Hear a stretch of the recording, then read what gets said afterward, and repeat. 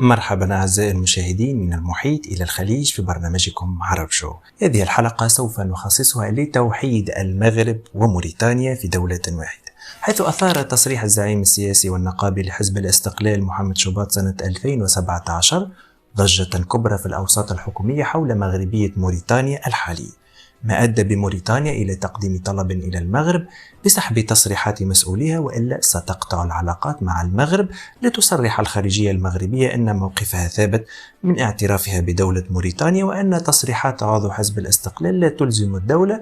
وللأمانة الاستقلالي حميد شباط المواطن الشعبي لم يعمل إلا على تكرار أقوال ومذهب زعيمه علاء الفاس الفهري، الذي سبق له أن قدم في شهر أبريل 1956 بعد استقلال المغرب خريطة كبيرة أمام الصحفيين الدوليين، سماها خريطة المغرب الحقيقي الكبير، الذي قسمه الاستعمار الفرنسي والإسباني لاستغلال موارده الطبيعية كالحديد في موريتانيا والفوسفات مثلا في الصحراء المغربية، والحديد في عدة مناطق أخرى بقرارات من جمهورية الفرنسية وبقوة السلاح. ورغم أن المغاربة والموريتانيين شعب واحد لأزيد من 2000 سنة، ومن أبرز الدول التي جمعت الشعبين دولة الأدارسة، دولة المرابطين، دولة الموحدين والسعديين، وأخيرا العلويين، فالمغاربة والموريتانيين لهم نفس الدين، لهم نفس المذهب، بل حتى أنهم يتبعون نفس الزوايا، وعلى رأسهم الزاوية التيجانية والقادرية، ويستعملون نفس اللغات وهي العربية والأمازيغية والفرنسية بسبب الاستعمار الفرنسي المشترك، بل حتى أن اللهجات المحلية نجد اللهجة الحسانية وهي مستعملة بشكل واسع في موريتانيا وجنوب المملكة المغربية. إضافة إلى هذا نجد وحدة ترابية مشتركة مع تشابه حتى التطابق في العادات والتقاليد، يعني كل مظاهر التقسيم أو التفتيت بين المغرب وموريتانيا غير موجود. والمسألة مسألة سياسية بامتياز، وما يعيبه الأخوة الموريتانيون على المغاربة أن المغرب لم يطالب باسترجاع موريتانيا إلى حضن وطنها الأم يعني المغرب، وهذا يقودنا للتساؤل: هل فعلا المغرب لم يقم بأي جهود لاسترجاع موريتانيا، أم هو جهل بتاريخ المملكة؟ وما هي السيناريوهات المغربية لاسترجاع موريتانيا؟ ومتى سيتم توحيد الدولتين إن شاء الله؟ وما هي تداعيات توحيد الدولتين على المنطقة وعلى الشعب المغربي الكبير؟ كل هذا وأكثر سوف أشرحه لكم بعد هذا الانترو. أنا حمد القروي، برنامجكم عرب شو.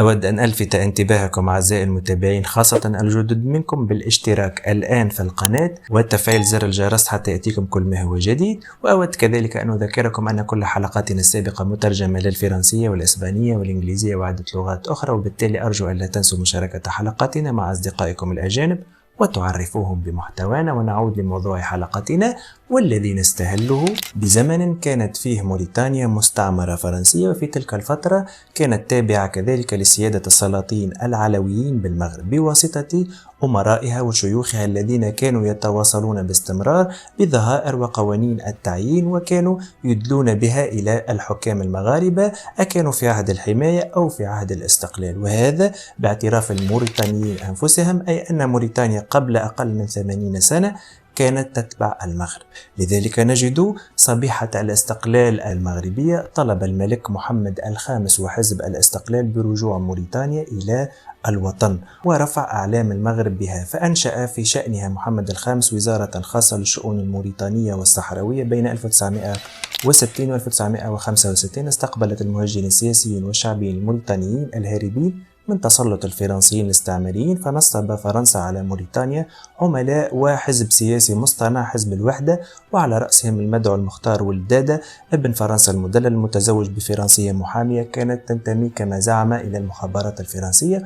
وهنا نجيب عن بعض الإخوة الموريتانيين الذين كانوا يعتقدون أن المغرب تخلى عن موريتانيا، ويمكنكم البحث في جوجل عن هذه الوزارة المغربية. ومن جملة المهاجرين الموريتانيين الواردين إلى المغرب هربا من بطش فرنسا وزراء يترأسهم مرة الأمير فال ولد عمير، ونواب برلمانيون على رأسهم المحنك حرمة ولد بابانا، وكانوا يصيحون بأعلى أصواتهم بمغربية موريتانيا والتعجيل بإلحاقها بالمغرب. ولو تمت الوحدة بين المغرب وموريتانيا لكانت مدن موريتانيا لا تقل عن مدن طنجة والدار البيضاء والرباط ومراكش وفاس مكانة. فقط انظروا لبعض الحواضر المغربية في الجنوب مثل مدينة العيون وكيفية قيامها في وقت قياسي، وكيف ينهض المغرب بمستوى عيش متساكنين. أكيد مدن موريتانيا كانت ستكون أفضل حالا مما هي عليه اليوم، وأكيد كانت موريتانيا ستكون في مكان آخر إذا استغل المغرب موارد موريتانيا. وأنا متيقن أن الدخل الفردي للموريتانيين سوف يتضاعف عدة مرات، لأن شركات فرنسا سارقة وتعمل على تفقير إخوتنا في موريتانيا، بينما المغاربة يعملون بصدق وأمانة، وهذا مشهود لهم في كامل القارة. وهذا ما جعل المغرب يكون أكبر مستثمر إفريقي في غرب إفريقيا بأسرها. وهذا يقودنا للتساؤل: هل فعلا يمكن للمغاربة استعادة موريتانيا؟ أظن هذا ممكن، ولكن إذا تم اعتماد خطة مدروسة. فمثلا إذا قام الجيش الملكي باستعادة موريتانيا فهذا ممكن وسهل على المغاربة، ولكن هذا سيدمر المغرب فيما بعد، مثل ما حدث مع الرئيس صدام حسين في الكويت. فالعراق يعتبر الكويت جزءا منها لأنها كانت تحت سيطرته لقرون، وبفضل الاستعمار تم تقسيمهم وخلق دولة جديدة مثل موريتانيا، وتم تكريس نظام حكم فيها ضد الوحدة مثل موريتانيا كذلك. وضم صدام الكويت بالقوة العسكرية ونجح في هذا، ولكن تم تكوين تحالف دولي وتم قصفه، وهذا وارد الحدوث مع المغرب. وأظن أن الجزائر سوف تقتنص الفرصة وتتدخل عسكريا في المغرب، وحينها ستعود المنطقة إلى العصر الحجري وتصبح حرب عملاقة مثل ما حدث في العراق وسوريا. وبالتالي خيار القوة العسكرية سيكون كارثة على المنطقة، ومن الأفضل اعتماد طرق أكثر فعالية مثل التركيز على دعم الأشقاء في موريتانيا بما هو مفيد لهم ودائم.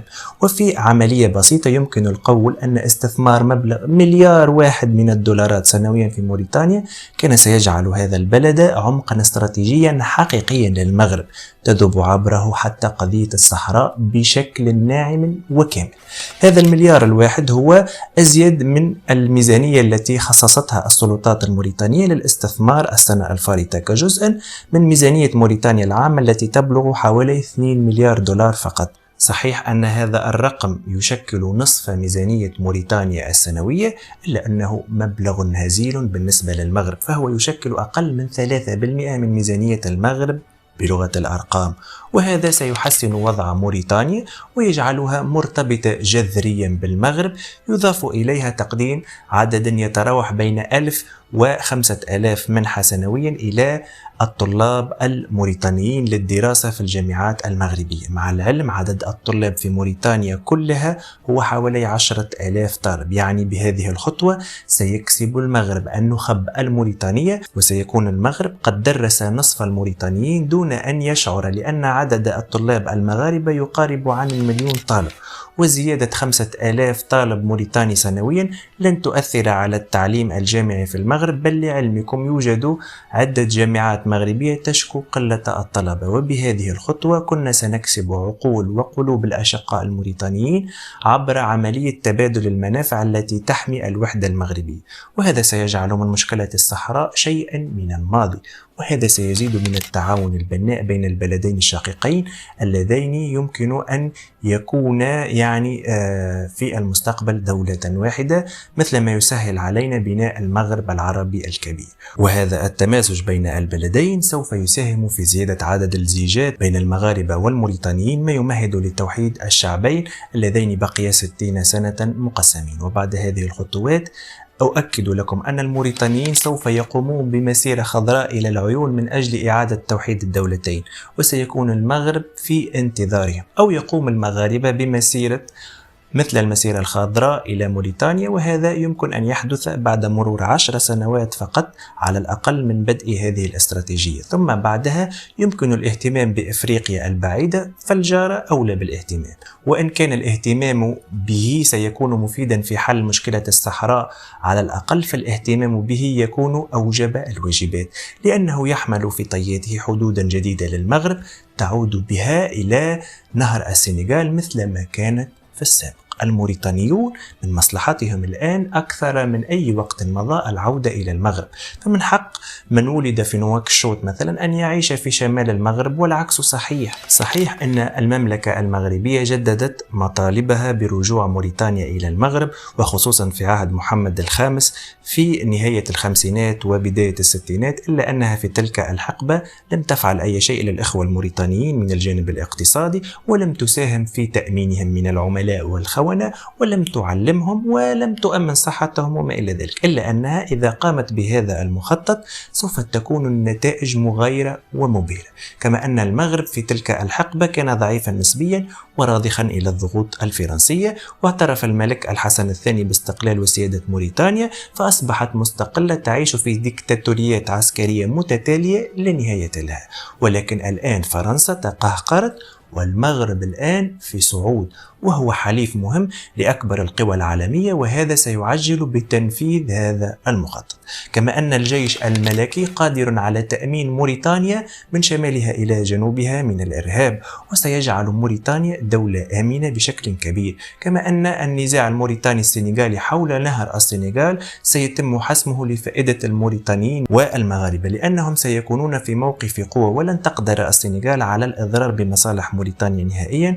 وفي المقابل المغرب سيرتاح من ابتزاز بعض الدول المساومة له على الاعتراف بمغربية الصحراء، نظرا لأن الصحراء المغربية واقعة في المنتصف بين شمال المملكة وموريتانيا، والدمج بين الدولتين سيؤدي إلى غلق ملف الصحراء نهائيا، وبالتالي من الناحية الأمنية الوحدة بين المغرب وموريتانيا ستجعل المنطقة أكثر أمانا، وستجعل شعب البلدين أكثر قوة.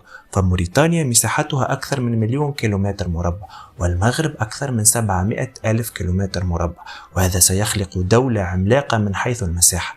سيكون لها شريط ساحلي ضخم يتجاوز 4,200 كيلومتر، يعني تقريبا نصف سواحل المغرب العربي الكبير. ولعلمكم السواحل الموريتانية هي الأغنى في العالم بالأسماك. كما ستكون دولة المغرب الكبير أكبر دولة من حيث عدد السكان في بلدان المغرب الكبير بتعداد يتجاوز 46 مليون نسمة. كما يبلغ احتياطي موريتانيا لوحدها من الحديد 1.5 مليار طن، وقد بدأ استخراجه أيام الاستعمار الفرنسي على يد شركة ميفيريا سنة 1952 بالشراكة بين المستعمر الفرنسي وتجار غربيين. وكانت حصة موريتانيا بعد الاستقلال 5%، ثم ارتفعت بعد ذلك من إنتاج تلك الشركة، وبدأ تصدير دفعات خام الحديد إلى الخارج منذ عام 1963. وبمجرد الوحدة ستتم مراجعة العقود التي لا تصب في مصلحة الشعب المغاربي الكبير. أما الذهب الموريتاني فلم يبدأ استغلاله بشكل حقيقي إلا في عام 2008 كحال النحاس، حيث يبلغ احتياطي موريتانيا من 25 مليون أونصة، ويصل احتياطي النحاس إلى 28 مليون طن. وهنالك معادن أخرى تسخر بها موريتانيا مثل الكورتاز الذي يبلغ احتياطي منه 11 مليون طن، والملح الذي يبلغ احتياطيه أكثر من 240 مليون طن. أما الجبس فيصل احتياطي منه إلى 100 مليون طن. كل هذه الثروات لم تكن كافية للقضاء على الفقر في موريتانيا، حيث تصل نسبة الفقر هناك 31% بحسب السلطات، فيما تقول تقارير أخرى أنهم 45% من السكان. وهنا يكمن التناقض الصارخ بين الواقع والثروات المنتجة في البلاد. يعني تقريبا نصف الموريتانيين فقراء، وهذا غير عادل. فالمغرب بشركاته العملاقة مثل المجمع الشريف للفوسفات وشركة مناجم قادر على استغلال هذه الثروات وتوزيعها بشكل أكثر عدالة على الشعب، ما سيؤدي إلى القضاء على الفقر في موريتانيا في غضون 3 سنوات فقط، لأن الشعب الموريتاني لا يبلغ حتى 5 مليون نسمة.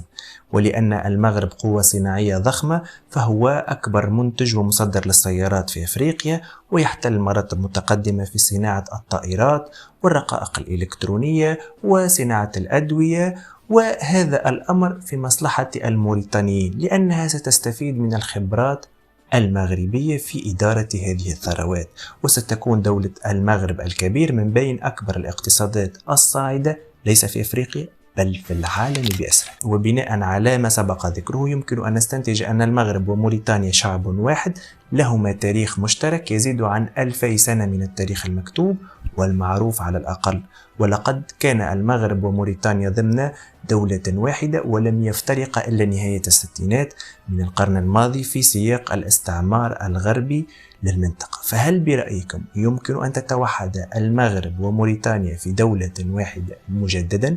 شاركونا بآرائكم في التعليقات. أرجو أن أكون قد وفقت في نقل المعلومة. اشتركوا الآن في القناة إذا كنتم تشاهدونني لأول مرة، وفعلوا زر الجرس حتى يأتيكم كل ما هو جديد، والجديد يأتيكم كل يوم أحد وخميس على الساعة 5 بعد الزوال بتوقيت الرباط. كان معكم حمد القروي، برنامجكم عرب شو.